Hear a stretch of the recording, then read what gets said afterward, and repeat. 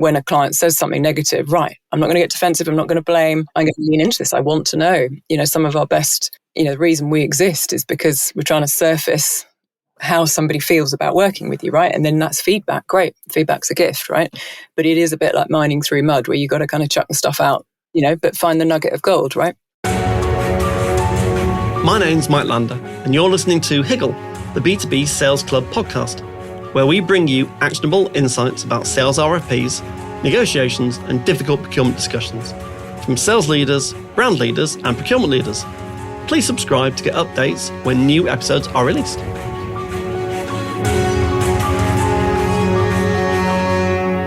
Emma, thanks ever so much for joining me on Higgle, the B2B Sales Club podcast. Great to have you. Delighted to be here, Mike. And we've met a few times. We've met at the Drum and various other places, and we had a good pre-record, and we've got some really clear, interesting kind of topics to talk about. So I'm really looking forward to the episode. Likewise, yeah. I think it was Rich McCarty that brought us together. It was Rich McCarty, wasn't it? It was a shout out to Rich McCarty.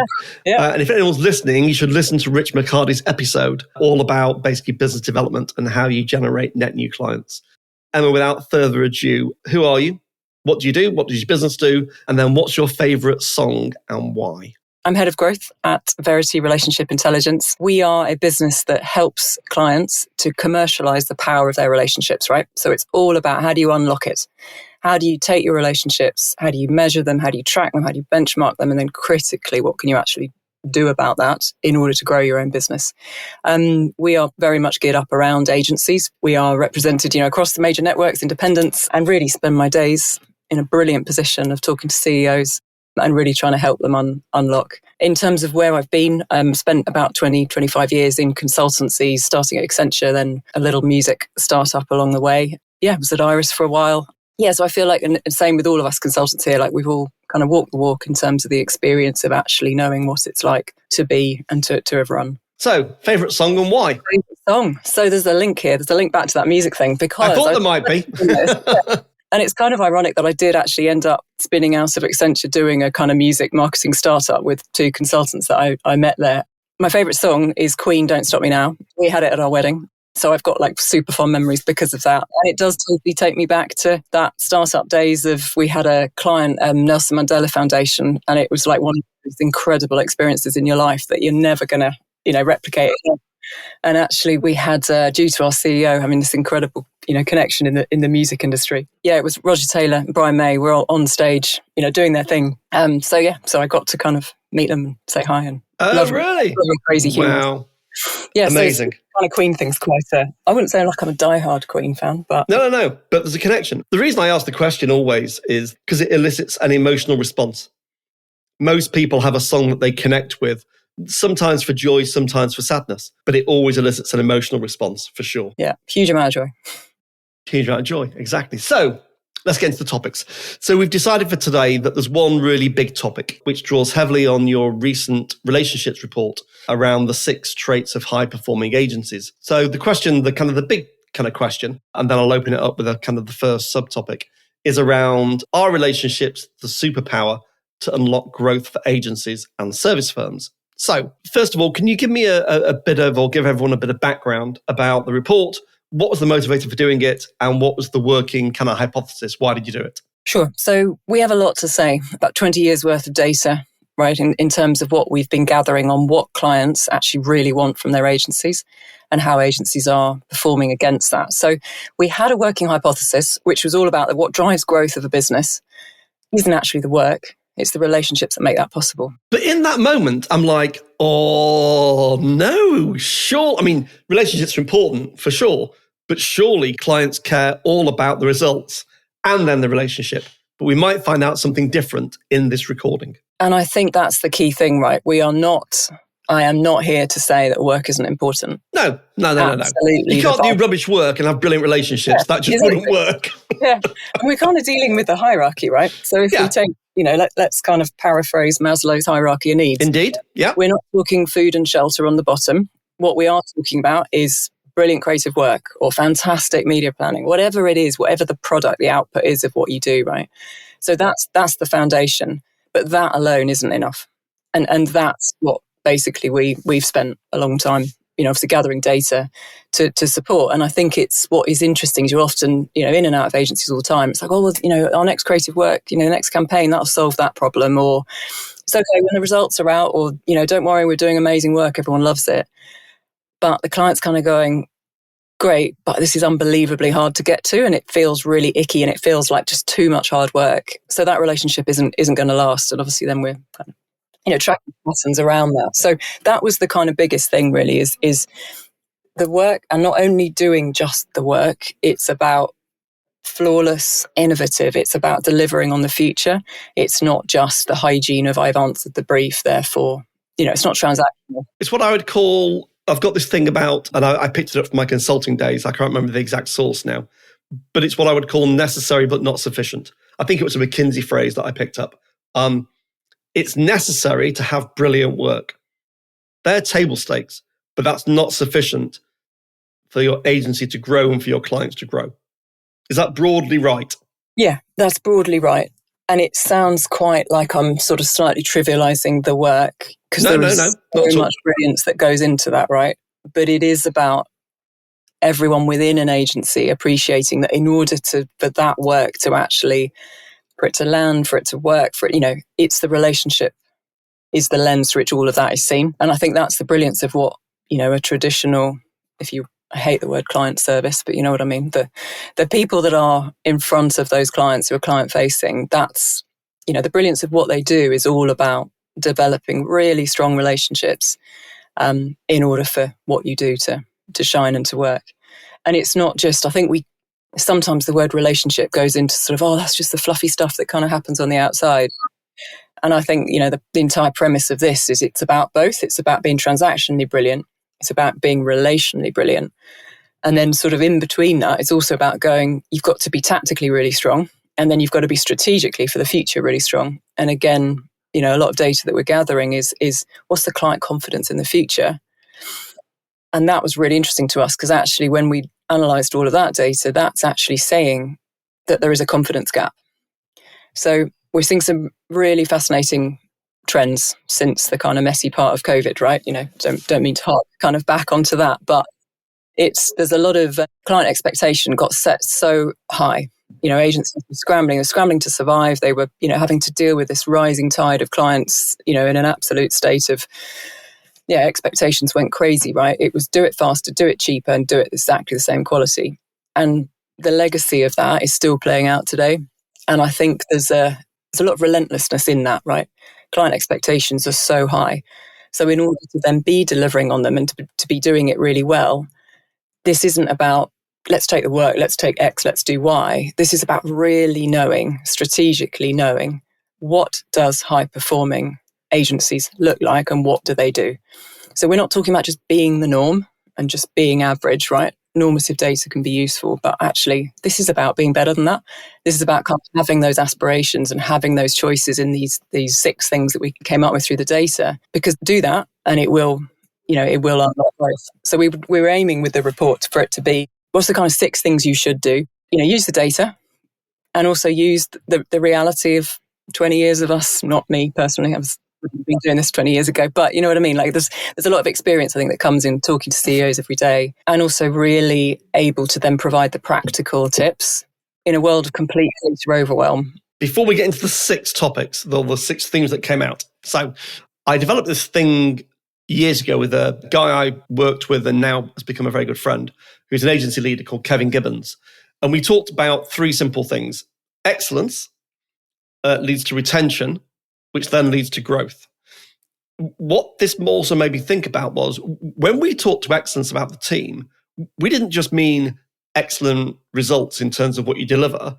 It was being excellent at the interface between the agency and the client. And that has many dimensions, which is why your report really kind of resonated with me. Do you want to talk through the findings? So what did you find, those 6 elements, and what should agencies be doing about it in order to retain their clients and grow with their clients? Yes, yeah. So I think the first thing just to maybe talk about is we're dealing with a human to a human. And I think this whole sort of relationship word can get, and if anything, everything that agencies do, right? We sometimes forget that it is human to human. Humans are messy, humans are complicated. And ultimately, we've got to understand them really well. And that was it is one of the traits, obviously, around understanding being the foundation and the catalyst, right? To be able to deliver a strong relationship, to be able to really make work that does work. We see that in the data. It's the number 2 driver of client satisfaction, really strong understanding, not just of, the brand and the business challenge, but of that person as a human. And then being able to really systemize that understanding.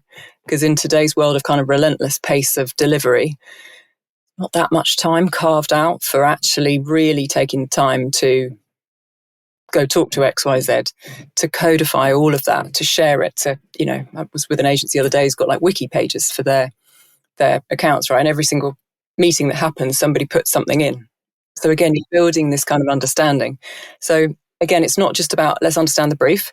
This is about what does that client need and why do they need it, not just maybe necessarily what they want. So understanding is that kind of essential foundation. That was definitely the kind of key thing coming out.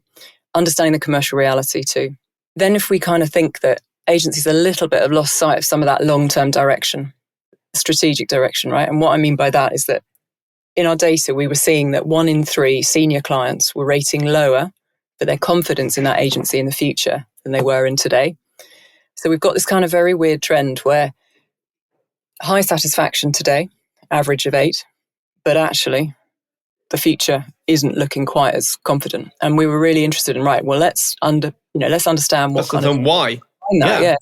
Innovation, strategic vision are the kind of 2 massive key drivers of that. Clients want more of it. When they get it, incredibly high confidence and high rating. But when they don't get it, it's incredibly toxic underneath, right? And if we think about everything the agency backdrop, again, mass generalization coming, but since COVID, resource squeezes, resource gaps, great resignation, juniorization of talent, right? Over promotion sometimes of people within agencies. You kind of got this drop down where you got too many MDs doing a business director job. You've got business directors doing the level down, and you've got people in client service roles where they were kind of then ripped out at a senior level in a cost-cutting mission. So it's no massive surprise probably that clients want more of the strategic vision, but they're not necessarily getting it. So I think that was something that was really interesting to us, because without that, you are literally delivering the day-to-day. So without wishing to hark back to days gone by with kind of rose-tinted glasses, because I think that's a mistake in life. But what we learned from the past was, if I learned from my days at KPMG, which were a brilliant organization in many, many, many ways, the partner got to be a partner because not just they were brilliant as a subject matter expert, they were amazing at managing very complex, very senior relationships. So you had very few partners because it's a very evolved skill to have that. If you wipe that layer out and say, well, the directors and the senior managers can do all that, it's all fine because it's more efficient, I can imagine that would be an utter disaster in a business for the client and for the consultancy. Does the same apply in agencies where account directors used to get a bad rep for being, they're just like the gin and tonic brigade? They weren't. They were the strategic thinkers. They understood how to manage complex relationships. Is there a pattern there about the value of those kinds of people? Yeah, and I think definitely. And I think you're right in the sense of this replacement and the focus on doing, right? Because the complexity of every single channel, every single kind of client need, you need flawless delivery, right? But it's become quite transactional. And at the same time, there's a layer of clients that obviously that they want more, they need more. I think there's a founder mentality in a lot of agencies that is brilliant. And that obviously on a senior level kind of means you've got an incredibly strong client-centric culture where senior relationships are really nurtured. But there is a gap sometimes, again, cost-cutting. Some of that senior layer can be taken out. Yeah, and it's too much of a reliance back. So I think it's a watch out. It's a watch out for how you structure. It's a watch out for the types of conversations you have. But there's also this kind of like, how do you train for curiosity? How do you train for relationship building? You have to train for it, but also it's something that sits inside people, right? So how do you? How do you train for business insights? I was taught for years and years and years and years. I was taught the elevator problem. You walk in, you're a consultant, you walk into the lift at the client's building, the CEO's in the lift. There's just two of you. You've got 30 seconds from the bottom floor to the middle floor, top floor. You've got to say something meaningful. Well, you have to understand what's on that CEO's mind. You have to understand the marketplace. You've got to understand their business and their business issues. That's not something you can just give to a junior consultant and say, read a book and off you go. Yeah. Yeah. And it is immersion, isn't it? It's curiosity. It's treating that business like your own. But it's not an easy thing to do now because of the time pressures, right? But I do think this kind of power of open questions, the power of not jumping to the solution, agencies are programmed to have absolutely that kind of, right, what a disaster. Yeah. Take a lesson out of Einstein's book. If I'd now had to solve the problem, Einstein would have taken 55 minutes to think about the problem in more depth. Yeah, yeah. And there's 5 minutes to do the solution. And there's a lot of that kind of consultative selling almost that agencies, that do it well are brilliant because it's a mine of open questions, really. So take a step back for a second. Just give me, in a nutshell, what were the 6 broad traits, and then dig into a couple of them. So what are the top 6? We've covered strategic vision. We've covered understanding. Prevention is the growth strategy, right? If we look at that as what does retention actually mean? Retention is not losing anything, but retention is also then organic growth.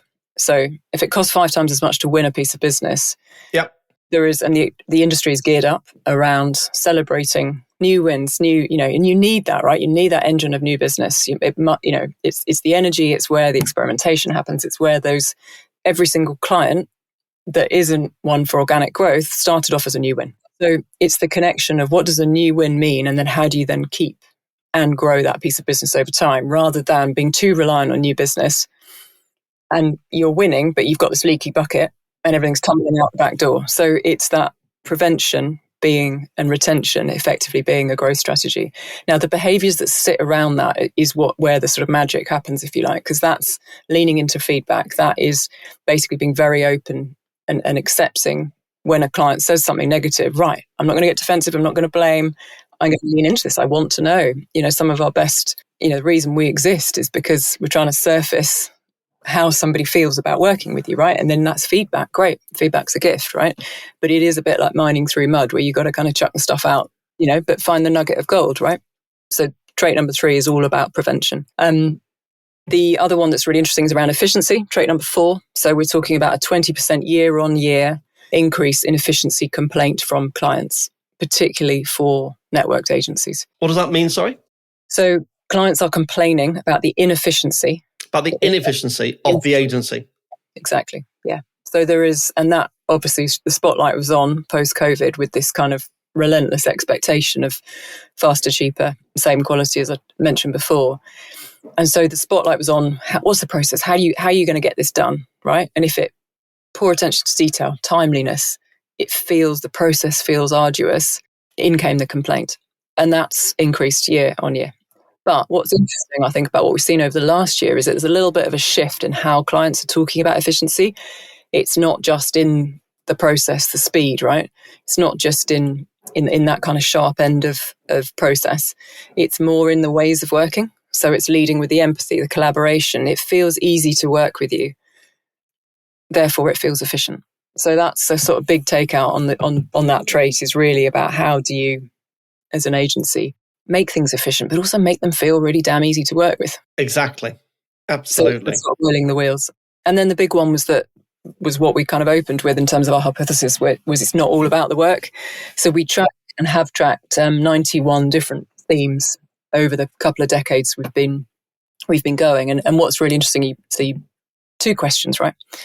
It's simple, it's easy to answer, and it gives us that benchmark of what a client actually says when they get asked about, would you recommend agency X to a friend or colleague? What makes you feel this way? What makes you feel this way? 91 themes, creative work, whatever the work is, the output, whatever type of agency, any sector. It only reaches number 30 when it comes to what affects my ratings. Staggered by this. So just summarize that again. Yeah. And then we'll go on to the other traits, but I had to reread that a few times. Yeah. So it's one of those ones where it doesn't, you need to have positive mentions of what you do, but it is not going to drive really high ratings. It came 30th on the rankings. 91, yeah. Of reasons why they would basically keep working with you and refer you. In terms of what effect it has on ratings. Yeah. So, and when a client rates 9 or 10 out of 10, they are 3 times more likely to mention the experience of working with you than they are what you do. So when they talk about you to their friends, when they're at drinks or whether they're talking in a business meeting or whatever it might be, when they do talk about you, they're more likely to talk about the quality of the relationship and the way you work and the interaction and the ease than they are about the brilliant campaign that they just ran for me. That's what the data says. But if you're not delivering this but you have to deliver great results. Incredible, exactly. Yeah. And necessary, this is it. Not sufficient. Yeah. And it's not about the relationship stuff that goes around the outside. It's not just about being friendly. It's not just, it's a kind of 7 type of word. No. We're talking supportiveness, care, the attitude, the engagement. Like we're talking all of those, partnership, right? You don't get permission to do any of that if you are not flawlessly delivering what it is that you're there to do. So, and I think for creative agencies, it is an old mentality to think that the work will solve every single problem. However, it's got to be, that's what you, at the end of the day, that is still and needs to be, right? If you don't create value for us as an organization. But it's alone isn't enough. Yeah. That's basically what it's saying. We expect that. That's why we're paying you. But that's not sufficient. But sure as heck, if the quality drops, you will get switched out.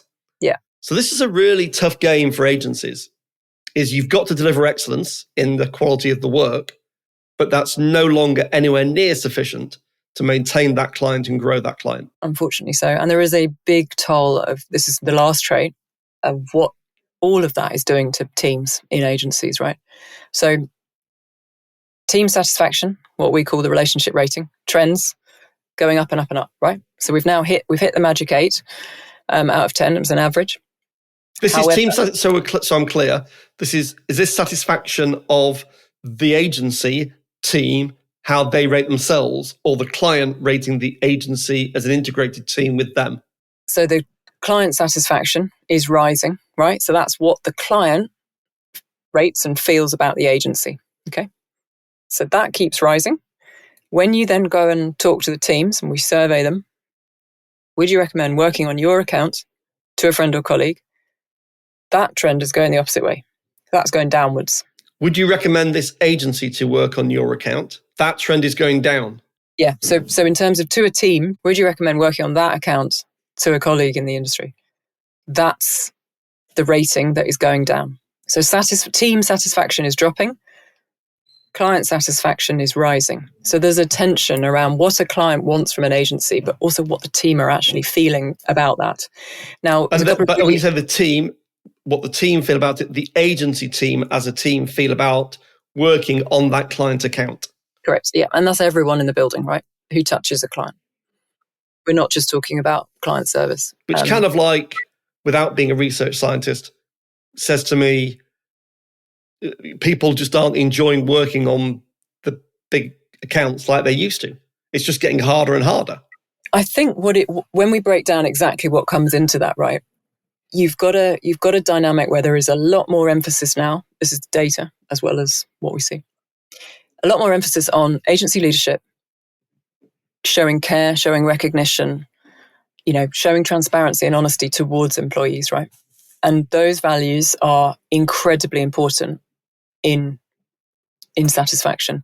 So you can have some very bad and toxic client behaviours, okay? If they go unchecked, team satisfaction obviously is going to be low, right? But it will not be as low if the agency leadership and they're actually feeling quite positively about that sort of almost, if you like, comfort blanket around them by being nurtured, protected, and they feel cared for. But when those qualities of agency leadership or lack of care, lack of recognition, I don't feel that anyone understands what I do, and then it drops severely. Yeah. So there's a lot more emphasis on that now rather than just about their views about the client. So in summary, and then we'll just move on to the last kind of couple of questions. But in summary, if I looked at a model agency engaging with a client, what does the agency in 2026 need to be thinking about? What should be on the board's agenda at the agency level, whether they're a big network or whether they're an independent small? What should those kind of, as we head into, as we end planning season ready for next year, what are the 2 or 3 big themes that they must think about if they're going to grow next year with their clients? Operational excellence, growth-oriented partnership, a truly client-centric experience, and then the strategic vision and innovation to lead towards the future. And we've actually just produced a framework effectively to analyse a lot of our data within that, which will be... Brilliant. When's that coming out? It'll be out next year. We're currently using it with current clients, but yeah, there'll be a lot more on that coming through. But yeah, effectively, it's taking all of those 91 themes, putting them into a framework to ultimately really properly assess quadrants of agency performance, because those are, there's potency obviously in every single one. But yeah, so those 4 things effectively. Brilliant. Can you talk specifically about the imbalance that comes from the kind of client-agency relationship, where the model has sadly morphed into this kind of parent-adult-child, often parent-child, rather than that kind of more adult-adult, mutually respectful relationship? Yes, there is a little bit of a circus going on when it comes to pitching, right? The dynamics are, clients here, I want to pick from all these agencies, I'll do X, Y, Z to you on price, and I'm basically, if you want it, so naturally, from the moment you even go into a pitch, there is an imbalance. Now, is the industry ever going to be imbalanced and truly adult to adult? No, because you've got somebody paying somebody to do something. But where you have got that kind of critical parent, client goes into lack of appreciation, blaming, really poor behaviours, right? I'm very like, just do this, demand. The agency can slip into what we call this adapted child, from... It's the Eric Byrne analysis. Exactly. Transactional analysis, right? Exactly, so, yeah. And how it plays out in agencies or even in an individual or in teams is, apologising or immediately saying, yes, I will, rather yes, than... I'll fix that. What else can I do to please you? Let me do it in 24 hours when actually I need a week, all of that kind of thing. There's, and it, we train, we do a lot of relationship skills workshops, and when you fundamentally train people on it, you're also about tapping into what's happening in your body, so there's a physical manifestation of this as well, in an individual. So you kind of put this collective adapted child behavior. There will be definitely agreeing to things they shouldn't do. That could be everything from relatively large, like a commercial contract they shouldn't have taken, right down to saying yes to things. And it entrenches the pattern, right? So to break it is about resetting in the individual, as well as often support from agency leadership. To the more you meet a client who's a critical parent as adult, they naturally eventually come down. It, as we know, it's not an overnight thing, but no, it's not. It is about actually behave. The more you turn up and behave like an adult, and you don't slip into adapted child, then eventually that client will move, or you will decide as an agency that it's just not the right client, right? Exactly. Now that's obviously a luxury in today's kind of economic times, but I think that what's interesting about the pattern and what makes it so hard to break is the need to hang on to revenue.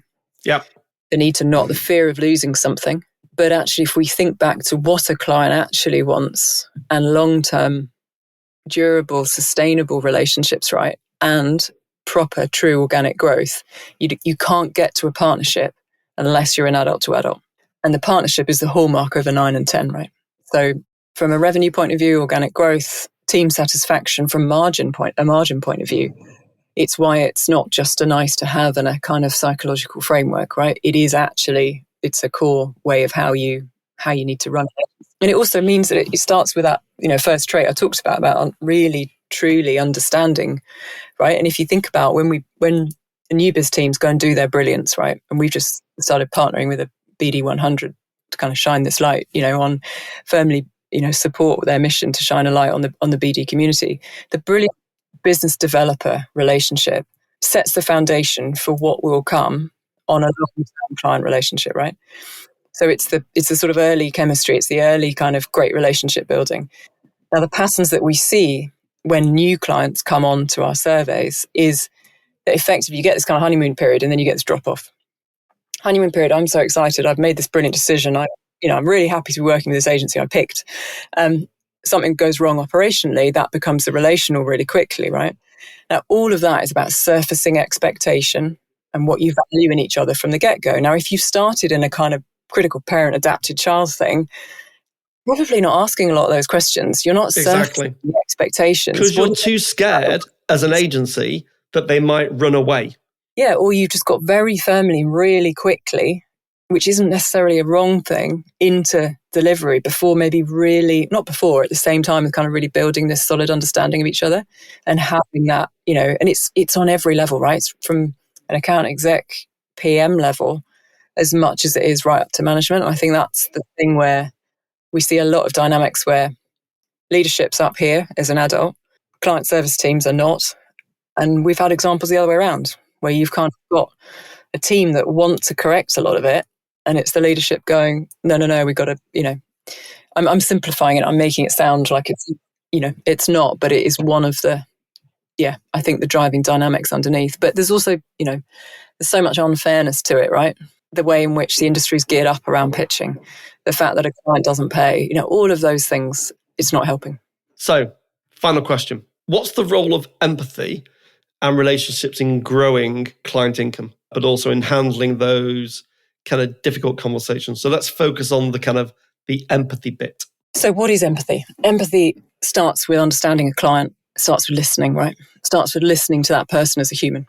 B2B is person to person, right? So if you don't have the empathy, if you don't think that empathy is important, then you're probably not really listening. You're not trying to step into their world. You're not really building rapport. You're not building connection, right? So empathy is the gateway to brilliant understanding, as is listening. And that's actually a skill that's not probably slightly undercooked, I think, and in terms of its importance, right? What makes a brilliant listener? They're curious. They want to understand. They're probably brilliant leaders with empathy, right? So empathy has a huge role in building the vital understanding that then you use and you harness to make brilliant work, to do whatever it is you need to do to spot those opportunities for growth, to be a better partner. We have very strict, that's a slightly odd word, but an empathy map. So we're codifying the process of empathy, right? And teams have to fill in exactly what they know about that client, from everything from how do they feel, are they marginalized? What do they want? Do they want a promotion? Do they get on with their boss? Are they better on WhatsApp than they are on email? Like every single thing you're building a picture of somebody, right? And if you can't fill it in, it's because you haven't got enough relationship. So that's where, and as a qualified coach, as many of us are, it's about trying to then really get the power of that rapport and that empathy and that connection can unlock a lot of potential and a lot of relationships. So in all my years in consulting, a consistent theme, there's many, but one of the big consistent themes was, I'd often say to a team, expert consultants are really valuable and they're an essential part of the consulting offer, but be very careful of the expert sometimes with a client, because expert consultants can have a habit of telling the client, what they know and how brilliant they are and the depth of their expertise, and that has a place. But if that starts to get into teach mode, the clients respond very badly to it. Yeah. The client is basically being told, sit there and listen like you used to at school, write down notes, I'll answer questions at the end. That's not the way to build empathic relationships with clients. And I think that especially we see that playing out in what we would call a forced relationship that's probably come from maybe a pitch win when somebody else in maybe in a different market or a different division wasn't part of the decision-making process to work with that agency. They were quite wedded to the other one, or their own independence, their own budget, their own way of dealing with, X, Y, Z down the road. And so they're not wanting to see anything positive in the new solution. Now, if you go in and go, here's my shiny new creds, and this is us, and we do X, and we're going to change Y, you haven't started with a foundation of empathy to really understand. It's like a stone skimming off water. You will simply bounce off the sides. Yeah, so it's trying to build that connection quickly and to get into what do they really value? What do they love about working with the last agency?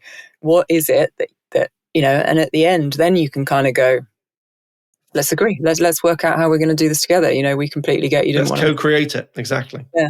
And so the power of empathy, as woolly as it sounds, and some people do say it sounds woolly, is about fundamentally codifying how do you build brilliant relationships underneath.